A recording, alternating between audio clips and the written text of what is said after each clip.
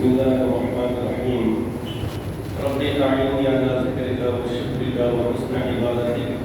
رب اشرح لي صدري ويسر لي أمري واحلل عقدة من لساني يفقهوا قولي سبحانك لا علم لنا إلا ما علمتنا إنك أنت العليم الحكيم الحمد لله وكفى وسلام على عباده الذين اصطفى أما بعد فأعوذ بالله من الشيطان الرجيم بسم الله الرحمن الرحيم ولا تهنوا ولا تحزنوا وأنتم الأعلون إن كنتم مؤمنين صدق الله العظيم وقال النبي صلى الله تعالى عليه وآله وسلم اللهم إني أعوذ بك من الهم والحزن وأعوذ بك من العجز والكسل وأعوذ بك من البخل والجبن وأعوذ بك من غلبة الدين وقهر الرجال أو كما قال النبي صلى الله عليه وسلم وكما تحفظ عليه الصلاة والسلام بزرگان محترم اور معزز حاضرین کرام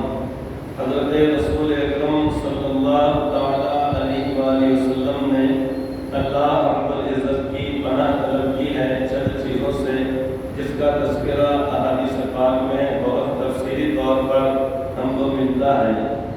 مطلب یہ ہے کہ پناہ طلب کرنے کا مطلب یہ ہے کہ یا اللہ آپ ہماری ان چیزوں سے حفاظت فرمائیے اور جب اللہ تبارک و تعالیٰ کسی کے محافظ ہو جائیں تو کوئی چیز بھی انسان کو نقصان نہیں پہنچا سکتی ہے اس لیے ہر ایمان والے نے صبح و شام اپنے آپ کو اللہ رب العزت کے حفاظت اور اللہ تبارک و تعالیٰ کی پناہ میں دینا چاہیے جیسے مثال کے طور پہ اگر بارش ہو رہی ہے پانی لگ رہا ہے اور کوئی شخص پانی میں بھیگ رہا ہے تو کسی دیوار کے سہارے یا اس کے سائے میں یا کسی کے پاس کوئی چھتری ہے اس کے اندر وہ اگر آ جائے یا صحیح کسی ایسی جگہ پر چلا جائے کہ جہاں پر کہ پانی سے اس کی حفاظت ہوتی ہے وہ صرف کہا جاتا ہے پناہ طلب کرنا اگر کوئی شخص ایسی جگہ پر ہو کہ دشمن اس کے پیچھے لگ رہا ہو تو وہ کسی ایسے شخص کے پاس آ جائے یا کسی ایسے مکان اور ایسی جگہ میں چلا جائے جہاں پر وہ اپنے دشمن سے محفوظ ہو جائے تو اسی کہا جاتا ہے پناہ مانگنا پناہ طلب کرنا تو اللہ تبارک و تعالیٰ نے دنیا کے اندر خیر اور شر ان تمام چیزوں کو پیدا فرمایا جہاں پر ایک جانب اچھی اچھی چیزیں ہیں عمدہ سے عمدہ چیزیں ہیں بہترین اور شاندار چیزیں دنیا کے اندر پیدا کی ہوئی ہیں تو دنیا کے اندر انتہائی نقصان دہ چیزیں بھی پیدا اللہ رب العزت نے فرمائی ہے مثلا دنیا کے اندر بہترین قسم کے جانور اللہ رب العزت نے پرندے رکھے ہیں اللہ تعالیٰ نے کہ جن کے گوشت کو اللہ رب العزت نے حلال اور طیب قرار دیا ہے کہ ساری انسانیت کا اس کے اندر فائدہ ہے انسانوں کے لیے بہترین چیزوں کہلاتی ہے مقوی چیزوں کہلاتی ہے لیکن ساتھ ہی ساتھ دنیا کے اندر ہم دیکھتے ہیں کہ سانپ بھی ہے بچھو بھی ہے اژدہے بھی ہیں موذی جانور بھی ہیں اور تکلیف دہ چیزیں بھی دنیا کے اندر پائی جاتی ہیں ایک تو ان کا مقصد یہ ہے کہ ان چیزوں کو دیکھ کر انسان یہ سمجھ جائے کہ جب دنیا میں کسی سانپ اور بچھو کے ڈس لینے کی وجہ سے انسان کی موت واقع ہو جاتی ہے انسان کو اتنی تکلیف ہوتی ہے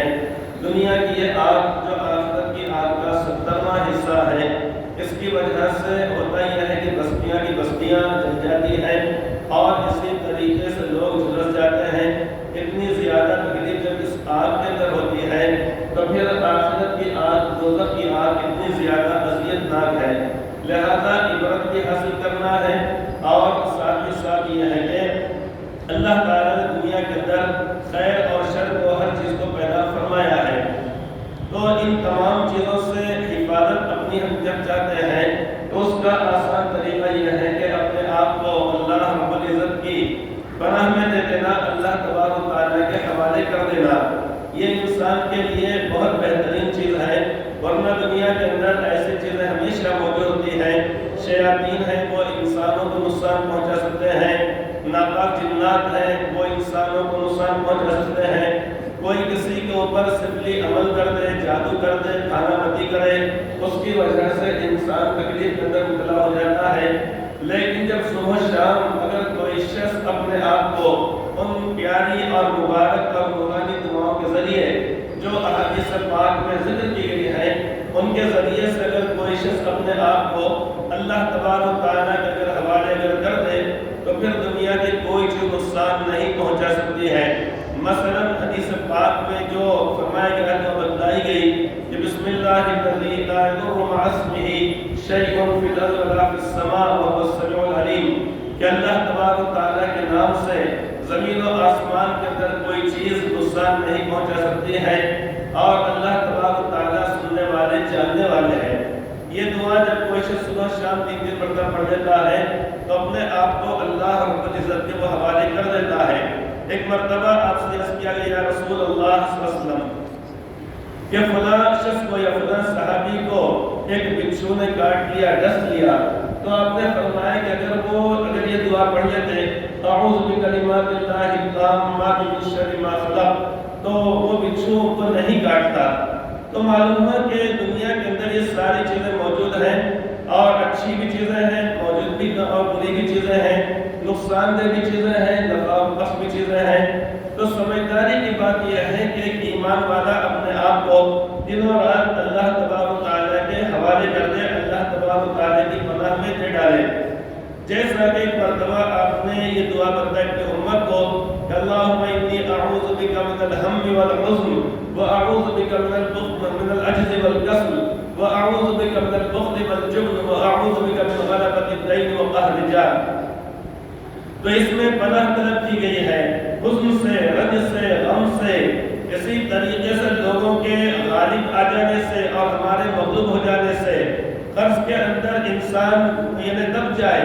اور قرض کا اس کے اوپر بوجھ ہو جائے اور لوگ اس سے تقاضا کرنے لگ جائے۔ غرض یہ وہ تمام کی تمام چیزیں جو انسان کے لیے نقصان دہ ہوتی ہیں، ان تمام سے آپ نے اللہ تبارک و تعالیٰ کی پناہ طلب کی ہے۔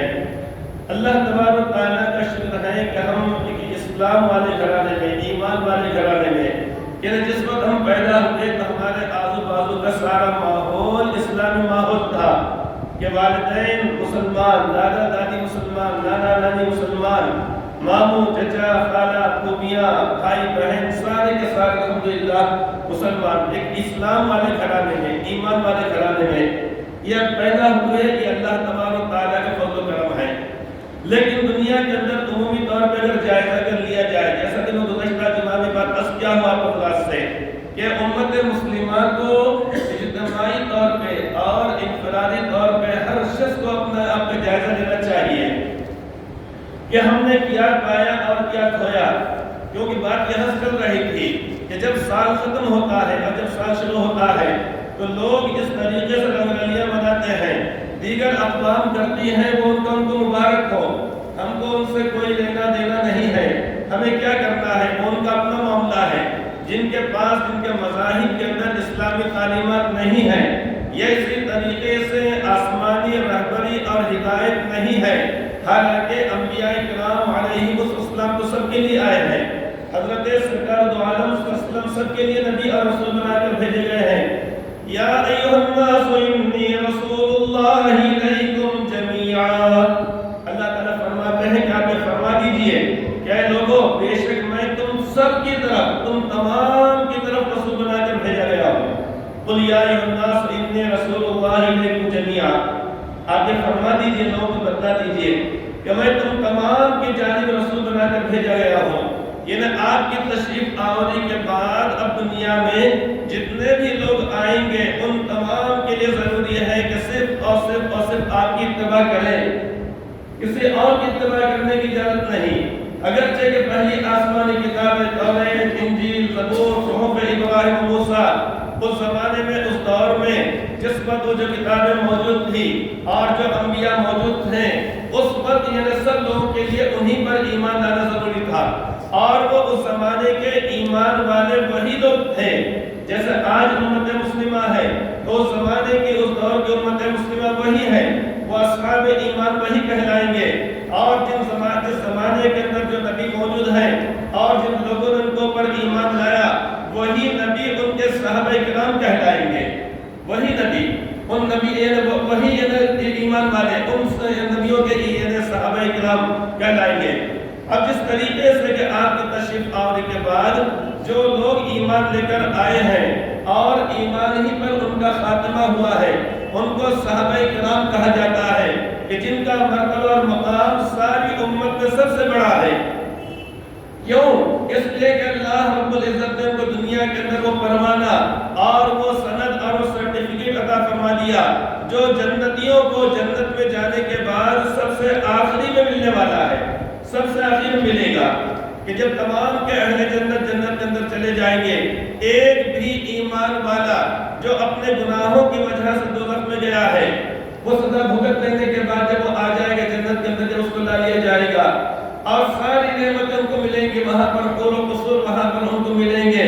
اور اسی طریقے سے جو ساری نعمتوں کا وعدہ کیا گیا قرآن کریم اور احادیث پاک میں جن کا ذکر کیا گیا ہے، اور وہ تمام کے تمام نعمتیں کہ جن کے بارے میں آپ نے فرمایا کہ ما لا عین رأت ولا اذن سمعت ولا خطر علی قلب بشر، کہ وہ نعمتیں ایسی ہیں کہ جن کو نہ کسی آنکھ نے دیکھا، نہ کسی کان نے سنا، اور نہ کسی انسان کے دل پر اس کا خیال گزرا۔ وہ ساری کے ساری نعمتیں جب ان کو وہاں پر ملیں گی تو آخر میں اللہ تبارک و تعالیٰ اہل جنت سے فرمائیں گے تریدون شیئا ازیدکم، کیا تمہیں اور کوئی چیز چاہیے، میں کچھ اور چیز عطا کروں؟ تو جنتیوں کو سمجھ میں نہیں آئے گا کہ مانگے تو ہم اللہ تبارک و تعالیٰ سے کیا مانگے؟ تو اللہ تعالیٰ سے بس کریں گے کہ اللہ الم تبیض وجوہنا الم تدخلنا الجنہ وتنجنا من النار، یا اللہ کیا آپ نے ہمارے چہروں کو نورانی نہیں بنایا؟ جنت میں جب جائیں گے وہاں پر تو حدیث پاک کے مطابق اور روایت کے مطابق یہ ہے کہ اللہ تبارک و تعالیٰ تمام جنتیوں کو حضرت یوسف علیہ السلام کا حسن اور خوبصورتی عطا فرمائیں گے۔ یہاں پر تو لوگوں کے رنگت الگ ہے، ملکوں کے اعتبار سے الگ ہے، اسی طریقے سے قوموں کے اعتبار سے الگ ہے۔ یہاں پر جو رنگت ہے کسی کی رنگت الگ ہے، کسی کی الگ ہے، کسی کا چہرہ یعنی اس طریقے سے نورانی اور روشن ہے، یہ اسی طریقے سفید ہے یعنی گورا رنگ سے کہا جاتا ہے، کسی کا اس سے مدھم ہے، کسی کا کچھ ہے، کسی کچھ ہے، لیکن جنت میں وہاں پر سارے کے سارے حسین و جمیل رہیں گے، سارے کے سارے وہاں پر خوبصورت رہیں گے، اور سب کو اللہ تبارک و تعالیٰ نورانی چہروں والا بنا دیں گے۔ تو جنتی لوگ سمجھ نہیں پائیں گے کہ اللہ تبارک و تعالیٰ سے مانگا تو کیا مانگا؟ تو اللہ تبارک و تعالیٰ جب پوچھیں گے تریدون شیئا ازیدکم، کیا تم کو اور کچھ چاہیے میں اور کچھ دوں؟ تو وہ کہیں گے کہ الم تبیض وجوہنا، یا اللہ کیا آپ نے ہمارے چہروں کو نورانی اور روشن نہیں بنایا؟ الم تدخلنا الجنہ وتنجنا من النار، یا اللہ آپ نے کیا ہم کو جنت میں داخل نہیں فرمایا، اور کیا آپ نے ہم کو دوزخ سے چھٹکارا نہیں دیا؟ یعنی وہ ساری نعمتیں آپ نے دے دی ہیں، اب سمجھ میں نہیں آ رہا ہے کہ مانگے تو کیا مانگے؟ تو اب اس صورت میں اللہ تعالیٰ فرمائیں گے اب میں تم سے آئندہ کبھی ناراض نہیں ہونے کا، اور میں تم سے راضی اور خوش ہو گیا ہوں۔ تو جنتی لوگوں کو یہ نعمت سننے کے بعد اور اللہ تعالیٰ کے براہ راست کہنے سے ان کو جو خوشی ہوگی اور مسرت ہوگی کہ اللہ تبارک و تعالیٰ نے ہم کو سب سے بڑا پروانہ عطا فرما دیا، یہ نعمتیں جنت کی نعمتیں ان کے سامنے اللہ تعالیٰ کی رضا اور خوشنودی کے سامنے کمتر لگنے لگیں گی۔ اور سب سے بڑی نعمت جب اللہ ہم سے راضی ہو گئے، اس کا مطلب یہ ہے کہ جنت سے تو کبھی نکالا نہیں جائے گا۔ تو جو نعمت اللہ تبارک و تعالیٰ سب سے آخر میں اپنے بندوں کو اہل جنت عطا فرمائیں گے، وہ پروانہ اور وہ سند اور وہ سرٹیفکیٹ اللہ رب العزت نے قرآن کریم میں صحابہ کرام کے تعلق سے فرما دیا، رضی اللہ عنہم ورضوا عنہ، اللہ ان سے راضی ہو گیا اور وہ اللہ سے خوش ہو گئے، اللہ ان سے راضی ہو گیا۔ اللہ تعالیٰ نے اپنی رضا اور خوشنودی کا اظہار پہلے فرمایا، وَرَضُوا عَنْهُ، اور وہ اللہ تعالیٰ سے راضی ہو گئے۔ راضی تو آپ بھی ہیں، راضی تو میں بھی ہوں، راضی تو ہر ایمان والا ہے، شہر کے لوگ ہوں، دیہات کے لوگ ہوں، یہاں کے ہوں، وہاں کے ہوں، سب لوگ راضی ہیں، اس سے انکار نہیں کیا جا سکتا، لیکن خالی راضی ہم ہو گئے اور وہ بھی راضی تھے۔ اگر یہ اس طریقے سے اگر دیکھا جائے تو اس کے اندر تو ظاہری طور پہ کوئی فرق نہیں معلوم ہوگا، لیکن راضی ہونا اصل یہ ہے کہ مکہ مکرمہ کی سخت ترین گرمی اور اسی طریقے سخت ترین دھوپ اور وہاں کے ناہموار راستے، آج تو بہترین قسم کے راستے، شاندار قسم کی سڑکیں بن گئی ہیں، انسان کے لیے دھوپ کی حالت میں چلنا مشکل ہوتا ہے کہ حرم محترم سے اپنی رہائش گاہ تک جانا، رہائش گاہ سے حرم شریف تک آنا آج بھی انسان کو بغیر چپل کے مشکل معلوم ہوتا ہے، بغیر چپل اور جوتا پہنے کے۔ تو اس زمانے میں، اس دور میں جب تو سڑکوں کا اور راستوں کا، بہترین قسم کے راستوں کا تو تصور بھی نہیں تھا، ہر طرف ریتی ہی ریتی ہے،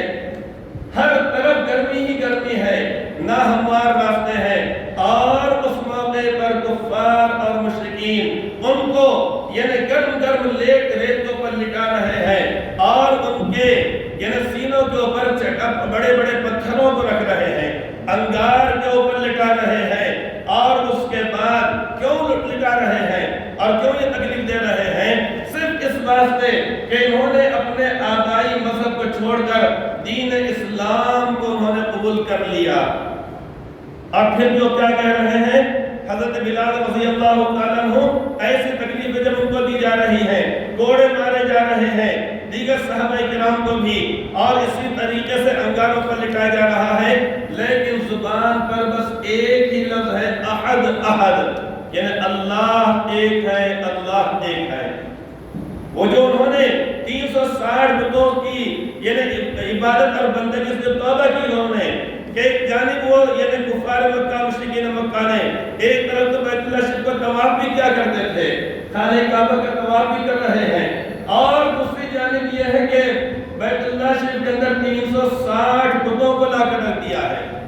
وہ جو بتوں کی پرستش سے جو انہوں نے اپنے آپ کو دور کر دیا تھا، اس سے براءت کا اظہار کر دیا، اور آپ کے اس فرمان عالی پر کہ یا ایھا الناس قولوا لا الہ الا اللہ تفلحوا، اے لوگو تم لا الہ الا اللہ کہہ دو کہ اللہ کے سوا کوئی معبود نہیں، کہ اللہ تعالیٰ شفا دینے والا ہے، اللہ کے دست قدرت میں بیماریاں ہیں، اللہ تعالیٰ بھوک کے دینے والا ہے، اللہ پیٹ بھرنے والا ہے، اللہ عزت دینے والا ہے، اللہ ہی کے خزانے میں عزت ہے، اور ذلیل اور رسوا بھی کرنے والا اللہ تبارک تعالیٰ ہے، مال و دولت بھی دینے والا اللہ تعالیٰ ہے، اور سلطنت اور ریاست کو چھیننے والا اور دوسرے کو دے دینے والا، کسی سے تخت چھین لینے والا اور کسی کو تختوں پر بٹھا دینے والا وہی اللہ تبارک تعالیٰ ہے۔ وَتُعِزُّ مَن تَشَاءُ وَتُذِلُّ مَن تَشَاءُ بِيَدِكَ الْخَيْرُ قُلِ اللَّهُمَّ مَالِكَ الْمُلْكِ تُؤْتِي الْمُلْكَ مَن تَشَاءُ وَتَنزِعُ الْمُلْكَ مِمَّن تَشَاءُ وَتُعِزُّ مَن تَشَاءُ وَتُذِلُّ مَن تَشَاءُ بِيَدِكَ الْخَيْرُ إِنَّكَ عَلَى كُلِّ شَيْءٍ قَدِيرٌ۔ آپ فرما دیجئے کہ اے اللہ مالک الملک، جو سلطنت کا مالک ہے، جو بادشاہت کا مالک ہے، جس کے دست قدرت میں تمام لوگوں کے دل ہیں، جب چاہتا ہے وہ جدھر چاہتا ہے اس کو پلٹ دیتا ہے۔ حضرت سرکار دو عالم صلی اللہ علیہ وسلم بیشتر یہ دعا فرمایا کرتے تھے کہ یا رب یعنی اس طریقے سے اے اللہ تو میرے دل کو اپنے اسلام پر اور ایمان پر جمائے رکھ۔ تو ام المؤمنین سیدہ حضرت عائشہ رضی اللہ عنہا کہ یا رسول اللہ آخرہ کی دعا کیوں فرماتے ہیں؟ تو آپ نے فرمایا تھا کہ ان القلوب بین اصبعین من اصابع الرحمن یقلبها کیف یشاء، کہ لوگوں کے دل اللہ تبارک تعالیٰ کے رحمان کی دونوں انگلیوں کے بیچ میں ہیں، جب چاہتے ہیں اللہ تبارک تعالیٰ ان کو پلٹ دیتے ہیں۔ ایک وقت وہ ہوتا ہے کہ جب انسان چاہتا ہے کہ کچھ صدقہ و خیرات کرے، لیکن ہوتا یہ ہے کہ اس موقع پر نہیں کر پاتا،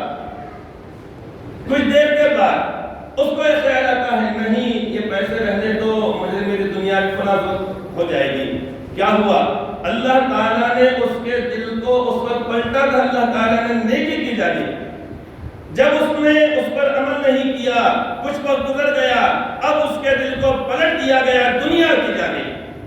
بہتر یہی تھا اس کے لیے کہ جس وقت وہ خیال آیا اس کے دل میں، اسی وقت وہ صدقہ خیرات کر لیتا۔ ایک وقت دل کے اندر آتا کہ میں کچھ نمازیں پڑھ لوں، کچھ نوافل پڑھ لوں، انسان نہیں پڑھتا، اور کچھ وقت گزر جانے کے بعد معلوم ہوتا ہے کہ مجھے تو فلاں جگہ جانا ہے، مجھے تو فلاں کام کرنا ہے، اسی طریقے کسی بھی نیک عمل کے تعلق سے لہذا حکم یہ دیا گیا ہے کہ جب نیک کام کا ارادہ دل میں آ جائے اور اس کے جذبہ پیدا ہو جائے، وہ اللہ تعالیٰ کی جانب سے ایک مہمان ہے۔ سمجھے اس بات کو کہ اگر کوئی سائل اگر ہمارے دروازے پہ آتا ہے، وہ بھی اللہ تعالیٰ نے ہمارے دروازے پر بھیجا ہے، اس کو بھی اللہ تعالیٰ نے ہمارے دروازے پر بھیجا ہے، لہذا اس کو خالی ہاتھ نہیں لوٹانا چاہیے۔ جب کسی نیک عمل کا ارادہ دل میں آ جائے اور جذبہ پیدا ہو جائے، اس کو کر گزرنا چاہیے۔ جس طریقے سے مہمان آنے کے بعد اگر اس کا اکرام کیا جائے، اس کو بٹھایا جائے، اس کو عزت دی جائے اور اس کو اللہ رب العزت نے ہم کو جو بھی دیا ہے اگر اس کو کھلائے پلایا جائے، تو مہمان کا جو ارادہ تھا ایک وقت رہنے کا، وہ اور کچھ وقت کے لیے ہمارے پاس رہ جاتا ہے۔ لیکن بے توجہی برتی جائے، لاپرواہی برتی جائے اور یہ کہا جائے کہ یہ چاہیے لو، میں ذرا 2 دن کے لیے جا رہا ہوں، حمام کے اندر صاف رکھی ہوئی ہے، باورچی کے اندر کھانے کے اندر سارا کھانا رکھا ہوا ہے، یہاں پر ہر قسم کا بستر ہے اور یہاں پر یہ آرام دہ چیزیں ہیں، وہ دیوان خانے کے اندر روزانہ ہمارے پاس اخبار والا اخبار ڈالتا ہے، آپ اخبار پڑھیے اور میں 2 دن کے لیے جا رہا ہوں، کہتا ہے کیا وہ چائے بھی نہیں پیے گا، وہ کہے گا کہ میزبان ہی جب تیار نہیں ہے تو مجھے یہاں کے رہنے کی کیا ضرورت ہے؟ ہوگا نہیں ہوگا؟ جبکہ ہم نے ساری چیزوں کی پیشکش کر دی لیکن پھر بھی وہ چلا جا رہا ہے۔ تو اسی طریقے سے جو جذبہ ہمارے دل کے اندر آئے، وہ اللہ رب العزت کی طرف سے ایک مہمان ہوتا ہے، مہمان ہوتا ہے۔ تو میں شروع میں یہ عرض کیا تھا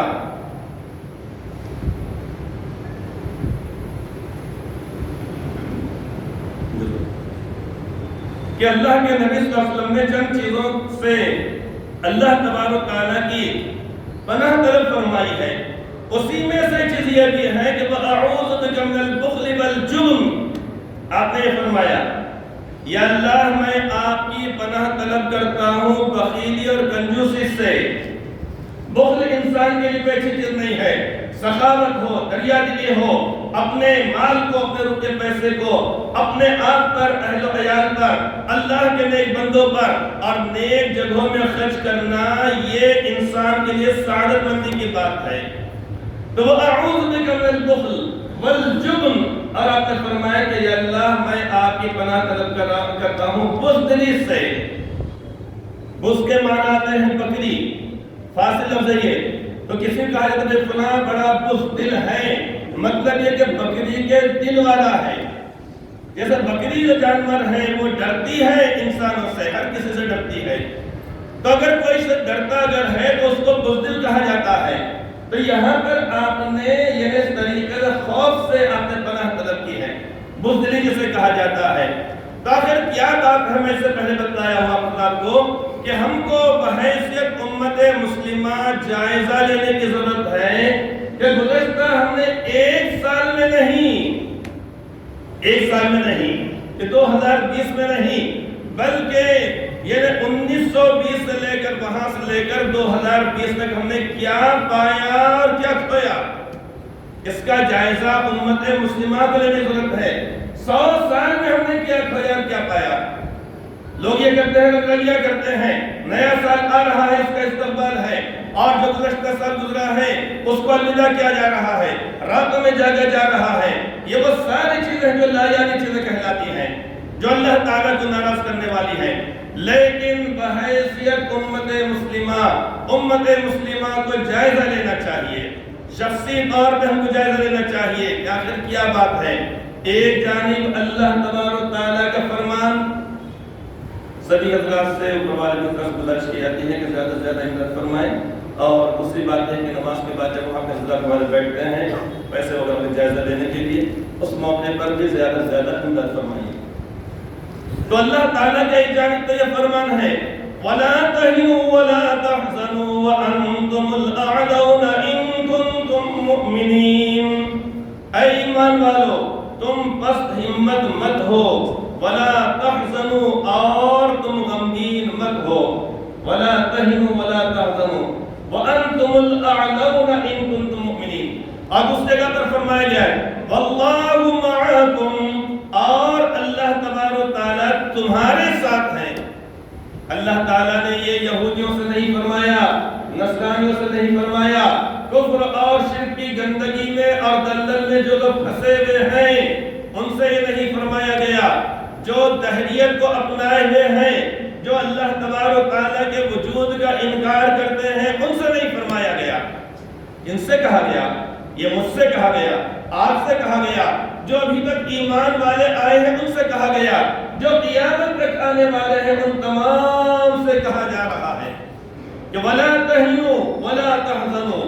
وَأَنْتُمُ الْأَعْلَوْنَ، اور یہ کہا جا رہا ہے کہ اللہ تمہارے ساتھ ہے۔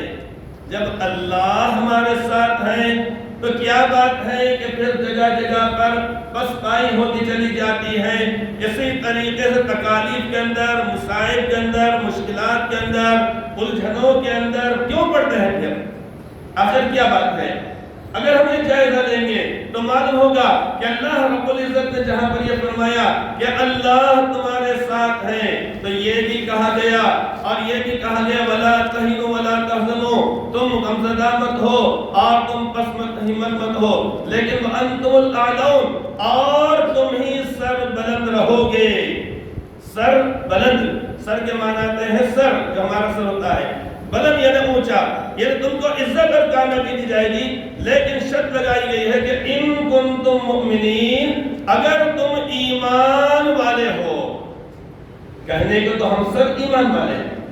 کون انکار کرے گا؟ بلکہ اگر کسی نے اگر وہ سلام کے بجائے یعنی السلام علیکم کہنے کے بجائے دیگر مذاہب کے جو جملے ہو تو وہ کہہ دیا تو آدمی مرنے مارنے کو تیار ہو جائے گا،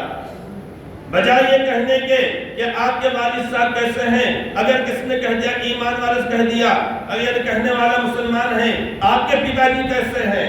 انسان کا دماغ خراب ہو جائے گا۔ ہاں اگر یہ سوال اگر کوئی کافر و مشرک کرے، انسان کو کوئی برا نہیں معلوم ہوگا، بھئی اس کا مذہب دوسرا ہے، اس کی زبان وہ ہے، لیکن اگر ایمان والا ہے، اس کی تو زبان مادری زبان اردو ہے، لیکن اس نے یہ کیوں کہا، انسان کا دماغ خراب ہو جائے گا، ہوگا نہیں ہوگا، غصہ آئے گا۔ تو کہنے کو تو انسان ہر آدمی کہتا میں ایمان والا ہوں، ایمان والا ہوں، ایمان والا ہوں، لیکن کیا ہم ایمان کے تقاضوں کو پورا کرتے ہیں کہ جس کی وجہ سے آج وہ نصرت الہی ہمارے ساتھ نہیں ہے؟ دیکھا اگر جائے تو گزشتہ ان 100 سالوں کے اندر 1 سال کا جائزہ نہیں لینا ہے، 100 سال کا جائزہ لینا ہے، کچھ پایا بھی ہم نے ضرور ہے، اس سے انکار نہیں کیا جا سکتا ہے۔ یعنی اسکولوں کے اعتبار سے، یونیورسٹیوں کے لحاظ سے، تحریکات کے لحاظ سے، مثال کے طور پہ اسی 100 سال کے اندر ہم کو ایک مبارک ہم کو محنت ملی